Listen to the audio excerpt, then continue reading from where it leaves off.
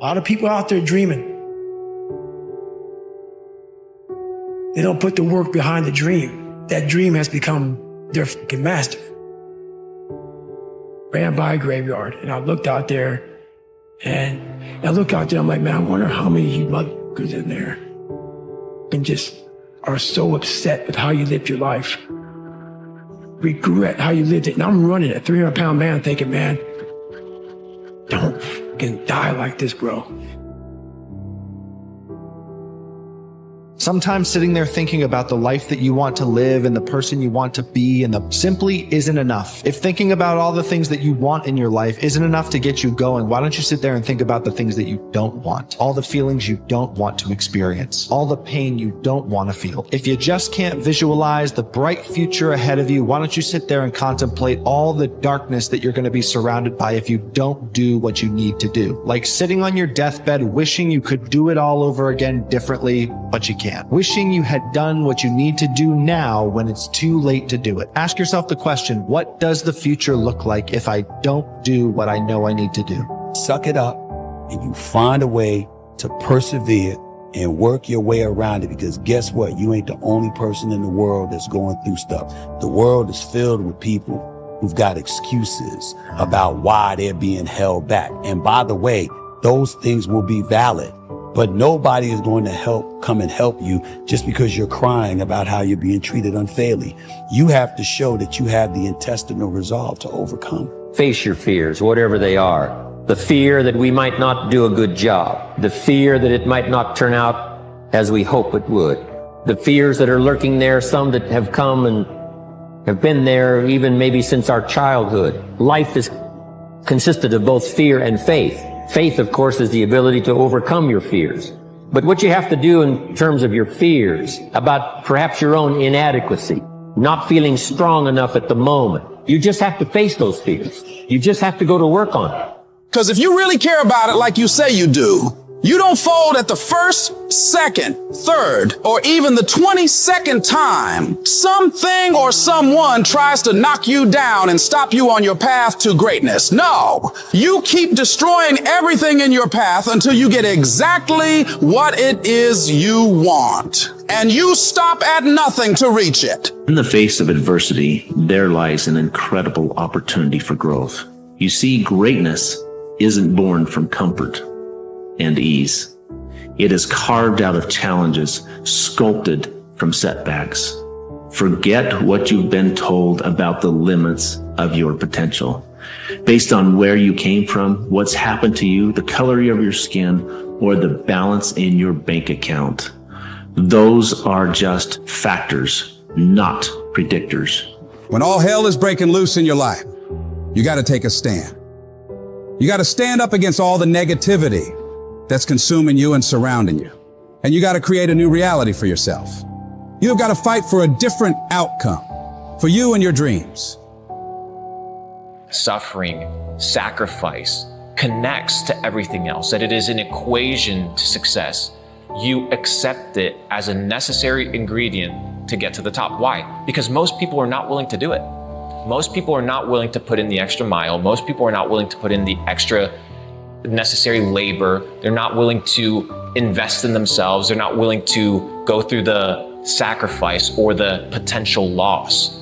But when it's all said and done, you and I are going to end up in the same place. We're going to end up in the grave. So how risky is life? It's super risky. We're going to die, right? That's the end game. So what is there truly to lose? Nothing. You just realize that it's part of the equation. And when you understand that everything connects to everything else, you begin to develop a complete mind. There's going to be days where you don't feel like showing up. There's going to be days where you're paralyzed by self-doubt, and days where the distance between where you are and where you want to be is overwhelming. I'm here to tell you that the only way to keep inching forward when those days happen is to be committed to the process. Because the ones who stay consistent, whether they feel like it or not, are the ones who see the results, not the ones who have conditional commitments on their goals. Keep going. But I'll tell you right now, you might not be in control of what the world gives you, but you're always in control of what you accept. This life is not an external battle, my people. This life is an internal war. Your greatest battle is here. So my question I want to ask you right now is, what are the things that are in your control that you can change right now? But you can control and change the internal dialogue that you're having within yourself. I need you to do me a favor. Do more than just exist.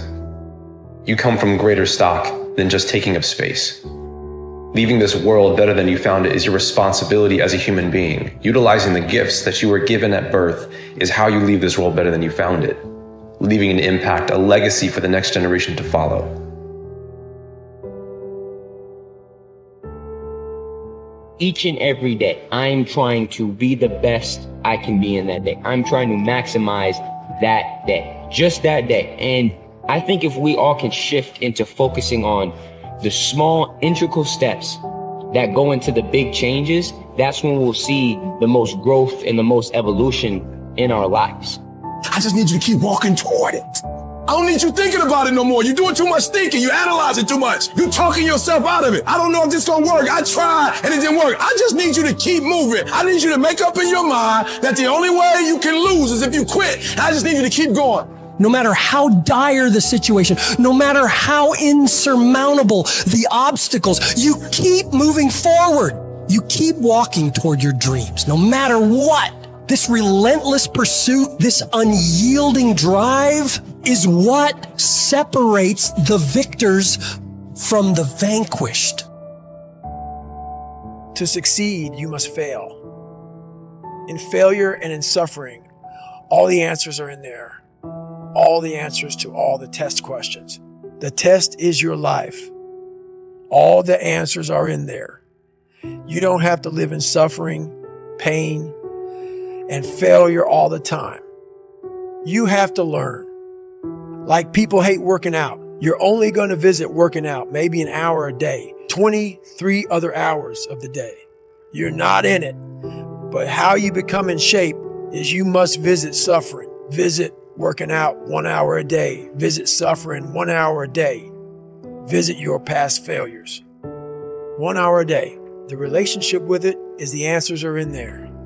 They are in there within the suffering. Go in there. I call it the live autopsy. The live autopsy, how you find out. They crack you open after you're dead. How you can live is do it while you're alive. Go back in your brain. Crack it open while you're alive. Don't wait until you're freaking dead to figure out why you died. Do it while you are living. Go in there. Go into the suffering. Go into the pain of your life and say, why does this suck for me so bad? Why am I afraid of all this stuff? Why have I shut down the whole world? I guarantee I'll tell you why you shut down the whole world. It's in these nooks of the suffering within your brain. In the scarring are all the answers to why you are on the couch feeling sorry for yourself. They lie within the scars. Visit them for at least an hour a day. Study them. And then you'll find out more about yourself. You will then grow. So don't look at it as every day I suffer. Go into it an hour a day. Learn from yourself. Learn from life. Learn from me. Learn from your failures. Learn from your insecurities. Learn from your self-doubt. Don't just say, I'm afraid to jump off an airplane. What makes you afraid of it? Study it. That's why I studied my mind. Why I became so powerful in the mind, because I realized I was weak. So instead of running away from the mind, I dove into it and said, what is making me weak?